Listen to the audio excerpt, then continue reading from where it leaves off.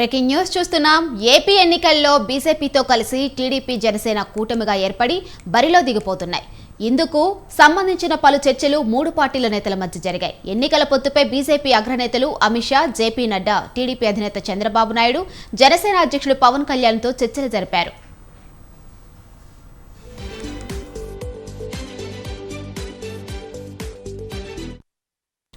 ఏపీలోని 25 లోక్సభ, 175 అసెంబ్లీ స్థానాల్లో మిత్రపక్షమైన జనసేనకు 3 లోక్సభ, 24 అసెంబ్లీ స్థానాలు ఇవ్వడానికి టీడీపీ అంగీకరించింది.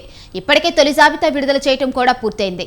మిగిలిన స్థానాలకు అభ్యర్థులను ఎంపిక చేయాల్సి ఉన్నందున అందులో బీజేపీకి కేటాయించే సీట్ల అంశంపైనే ప్రస్తుతం కసరత్తు జరిగింది. బీజేపీకి 4 ఎంపీ సీట్లు, 6 అసెంబ్లీ సీట్లు ఇవ్వాలని టీడీపీ యోచిస్తున్నట్లు సమాచారం. ఇంతకు మించి ఇస్తే కూటమికి నష్టం జరుగుతుందన్న యోచనలో చంద్రబాబు ఉన్నట్లు తెలుస్తుంది. ఈ నేపథ్యంలో కేవలం సీట్ల సర్దుబాటుపైనే అధినాయకులు సమాలోచనలు చేసినట్లు తెలుస్తుంది.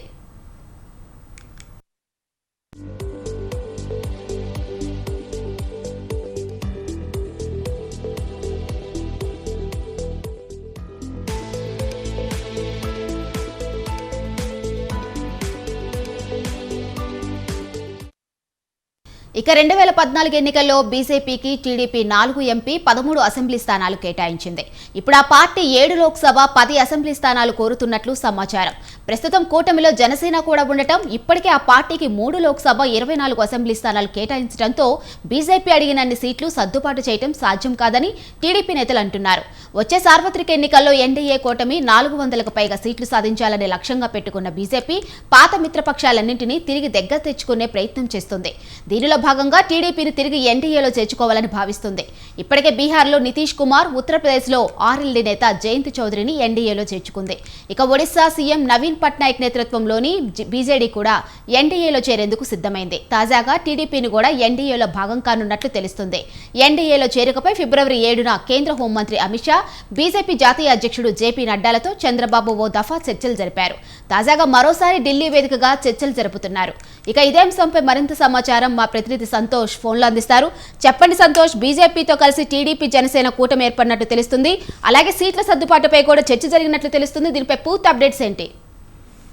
Thank you Madhuri. ఏదైతే టీడీపీ అధినేత చంద్రబాబు నాయుడు, అదేవిధంగా జనసేన అధినేత పవన్ కళ్యాణ్ ఢిల్లీలో అయితే కనుక కేంద్ర పెద్దలను కలవడం కూడా జరిగింది. ఇటు జేపీ నడ్డాతో పాటు అమిత్ షాకి కూడా ఇటు సుదీర్ఘంగా అయితే కనుక చర్చలు కొనసాగించినట్టు కూడా సమాచారం అందింది. ఏదైతే పొత్తుల భాగంగా 2024 ఏపీలో ఎన్నికలు సమీపిస్తున్న నేపథ్యంలో ఇటు పొత్తులతో వెళ్లేందుకు కూడా సిద్ధమవుతున్నట్టు కూడా సంకేతాలు వస్తున్నట్టు కూడా తెలుస్తా ఉంది. దీంతో ఇటు జనసేన టీడీపీ వర్గాలు అయితే కనుక చూసి మీద ఉన్నట్టు కూడా తెలుస్తా ఉంది. ఇప్పటికే తమ యొక్క అధినేతలు ఢిల్లీ పెద్దలతోటి కలవడం, ఇక ఎన్డీఏలో భాగస్వామ్యం అవుతామని చెప్పేసి ఇటు నాయకులు, ఇక్కడ ఉన్నటువంటి నాయకులు అయితే కనుక చెప్తా ఉన్నారు. ఏదేమైనప్పటికీ చూసుకున్నట్లయితే కనుక ఈ పొత్తు వ్యవహారం అనేది కూడా ఇప్పుడు పూర్తి స్థాయి ఏపీ రాజకీయాల్లో అయితే కనుక ఒక్కసారిగా హీట్ రాజేస్తుందని చెప్పుకోవచ్చు. అయితే ఇటు బీజేపీ తోటి కనుక పొత్తుతో వెళ్తే వారికి కేటాయించాల్సినటువంటి స్థానాలపై అయితే కనుక దృష్టి పెట్టినట్టు కూడా తెలుస్తోంది. ఇప్పటికే మొదటి జాబితాలో భాగంగా టీడీపీ, జనసేన అయితే కనుక